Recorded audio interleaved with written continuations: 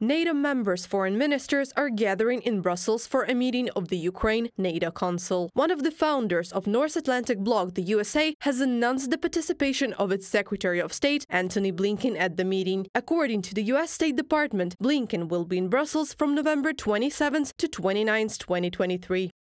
Secretary Blinken will highlight NATO's steadfast commitment to Ukraine in its fight against Russia's aggression, emphasize our support for democracy and regional stability in the Western Balkans, and discuss priorities for the Washington summit in July 2024, from a publication on the website of the US Department of State.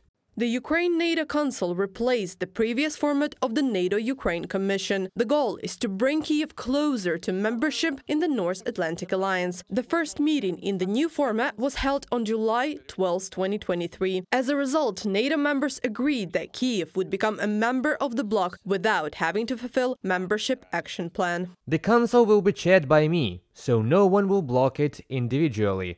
We can hold crisis consultations. If President Zelensky wants to join, no one will block him. We will be as equals and decide within the framework of crisis consultations, which can be called by any member of the Council.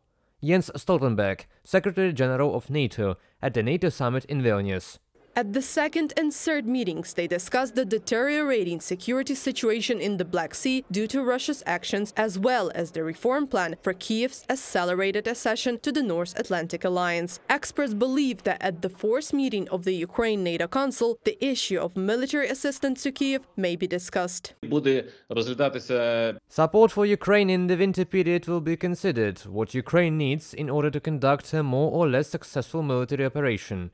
What will actually be discussed, I think, will be the case of providing Ukraine with sea boats to ensure security in the Black Sea for transits through grain corridors, grain that is sent from Ukrainian ports. There would also be preparations for the summit and probably unconditional support for Ukraine in everything that we need. If the war in Ukraine is frozen now, experts fear possible armed aggression of Russia against NATO countries in the future. Therefore, the alliance is interested in supporting Ukraine and its subsequent accession to the bloc. Analysts of the German Foreign Policy Society have published a report saying that Kremlin could rebuild its army and attack the Baltic states in 6 years.